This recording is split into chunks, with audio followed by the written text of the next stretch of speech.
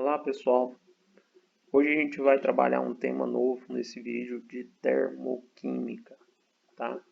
Então, começando aqui, o que é a termoquímica? É a parte da química que estuda as variações de energia que acompanham as reações químicas. Então, em uma reação química, vai haver a variação de energia, e essa variação de energia a gente estuda ela na termoquímica. Bom, primeira coisa a gente começa com o conceito de calor. O calor, pessoal, é um fluxo de energia que é sempre de um corpo que tem maior quantidade de calor ou maior temperatura para um corpo que possui menor temperatura ou menor quantidade de calor. Então, esse fluxo é o que a gente chama de calor, beleza? Bom, vamos lá. A gente vai ter dois tipos de processo. O processo em que há liberação de calor, né, dependendo da análise que você faz, e o processo onde há absorção de calor. Então vamos lá. A formação e ruptura de ligações envolve interação de energia com a matéria. Assim como nas mudanças de estado físico, as transformações da matéria ocorrem com absorção ou liberação de energia. Então vamos lá. Você pega a água no estado líquido e coloca ela no congelador. Quando você colocar ela no congelador, ela vai perder calor para o refrigerador. Então, o que acontece? O congelador ou refrigerador, ele vai estar a uma temperatura menor do que a água. Então, o fluxo de calor vai ser da água para o congelador. Então, basicamente, o congelador ele retira calor da água. Então, a água libera energia enquanto sofre o processo de congelamento ou de solidificação. Bom, a absorção de calor, por exemplo, quando você pega uma pedra de gelo e expõe ela à temperatura ambiente, por exemplo, ela vai começar a derreter por quê? Porque ela tem menos calor do que a temperatura ambiente. Então, ela vai receber calor das vizinhanças e acaba absorvendo energia e transformando-se no estado líquido, tá?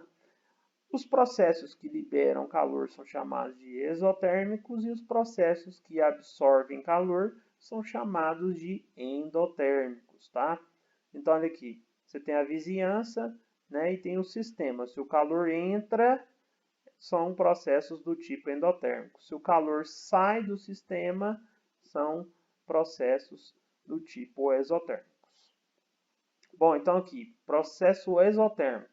Exo, do grego iso, fora, fora de, fora para. Então, liberação de calor para o ambiente. Transmite a sensação de aquecimento. Então, por exemplo, se você for lavar a mão com sabão em pó, você coloca o sabão em pó na mão e pinga uma gota d'água, você vai sentir um aquecimento da sua mão, porque a dissolução do sabão em pó na água é uma dissolução do tipo exotérmica, tá? Então você tem uma sensação de aquecimento. Beleza? Então o sistema vai liberar calor para as vizinhanças. No caso, na análise da dissolução do sabão em pó na água, as vizinhanças é sua mão. Então sua mão recebe calor, você sente, né, tem uma sensação de aquecimento. E o processo endotérmico é o contrário, ele absorve calor do ambiente para ocorrer. Então transmite a sensação de frio, como por exemplo o álcool. Quando a gente passa álcool, no caso agora o álcool em gel, né, a gente está utilizando muito nessa época, né, o processo é do tipo endotérmico. Por quê? Quando ele evapora, ele absorve calor da sua mão. Então, sua mão são as vizinhanças que perdem calor para o sistema de evaporação do etanol. Então, consequentemente, a gente vai sentir uma redução da temperatura, ok? Então, sensação de frio.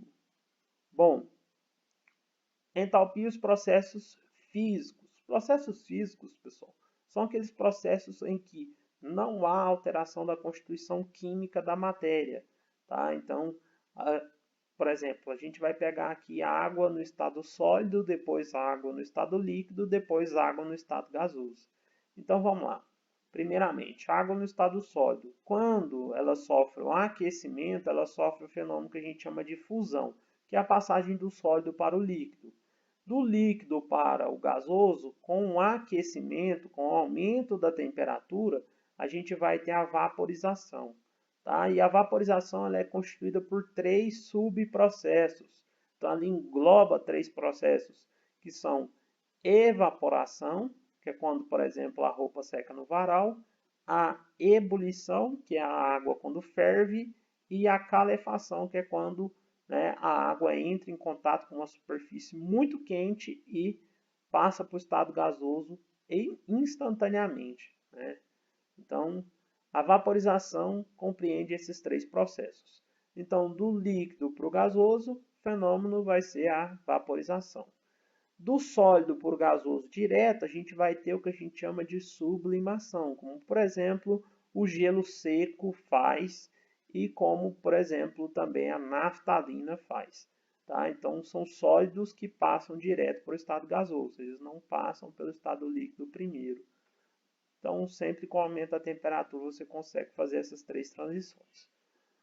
O contrário é quando você reduz a temperatura. Tá? Então, do gasoso para o líquido, a gente vai ter a liquefação, né, que vai ser o processo onde a gente vai ter, no caso, o nome correto seria condensação, porque a liquefação é por aumento da pressão, viu, pessoal? Então, aqui, no lugar de liquefação, a gente chama de condensação. A liquefação vai ser por aumento da temperatura e a liquefação por aumento da pressão, mas ambos são de transição do estado gasoso para o estado líquido. Okay? E do líquido para o sólido, a gente vai ter a solidificação. Então, pegou a água, colocou no congelador, reduziu a temperatura da água, ela passa para o estado sólido. Ok? Bom, então reduziu a temperatura, para a gente é o que? Liberação de calor. Então, a substância ela vai ter que perder calor para as vizinhanças. Então, o processo é do tipo exotérmico. E a absorção de calor vai ser um processo do tipo endotérmico. A substância recebeu calor para mudar de estado físico. Bom, então nas reações químicas ocorrem tanto ruptura como a formação de ligações intramoleculares. E para determinar se o processo é endotérmico ou exotérmico, deve-se considerar a energia absorvida na ruptura das ligações e a energia liberada na formação das ligações. Bom, o saldo energético entre elas indica que o processo libera ou absorve energia. Esse saldo, né, vai ser o que a gente chama de variação de entalpia. Então, primeiramente, o que é entalpia? A entalpia, né, vai ser assim, ó, ela vai ser o calor envolvido, né, e ele vai ser representado pela letra H. Então, está escrito aqui assim, ó, no Sistema Internacional de Unidades, a unidade de entalpia é o Joule, e esta grandeza é geralmente representada pelo símbolo H. A variação de entalpia é representada pelo símbolo delta de variação e H de entalpia. Então, a variação de entalpia, né, vai ser o ΔH. Então, aqui, ó, só é possível calcular o valor do ΔH se forem conhecidas as entalpias absolutas dos reagentes dos produtos. Bom, então, entalpia dos produtos menos a entalpia dos reagentes é igual à variação de entalpia. O que é produto e o que é reagente? Em uma reação química, você vai ter a setinha indicando o sentido da reação. Quem está antes dessa seta são os reagentes e quem está depois da seta são os produtos. Tá? Bom, aí a gente vai ter aqui um gráfico e todo gráfico de entalpia você tem que sempre olhar assim, ó, quem está mais próximo desse eixo aqui, ó, vai ser sempre o reagente. Então, A mais B se transforma em C mais D. Tá? Então, sempre quem está próximo desse eixo aqui, no caso é esse patamar que está em cima aqui, vai ser os reagentes e esse aqui vai ser os produtos. Ok? Então, HR tem esse valor e HP tem esse valor. Então, raciocinando aqui, se o HR é maior que o HP, significa que para transformar de reagente em produto, houve liberação de energia, ou a energia diminuiu. Então, a gente vai ter um processo do tipo exotérmico. Então, era grande a quantidade de energia, agora ela é pequena. Bom, Então aqui, reação do tipo endotérmica. A gente vai ter os reagentes transformando-se nos produtos. Então, o diagrama que representa isso aqui de uma reação endotérmica é reagentes que tinham uma quantidade de energia, absorvem energia e se transformam nos produtos. Então, setinha indicando para cima. Então, entalpia final é maior que a entalpia inicial. Toda reação do tipo endotérmica tem que ter essas duas condições aqui, ó. Entalpia final ser maior que a entalpia inicial.